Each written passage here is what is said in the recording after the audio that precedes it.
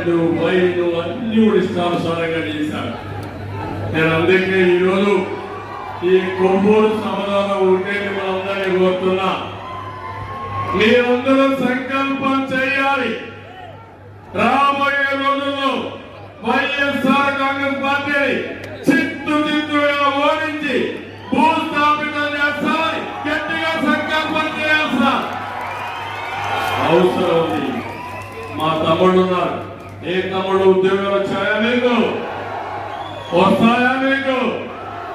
Job calendar ఏమైంది? DSC ఏమైంది?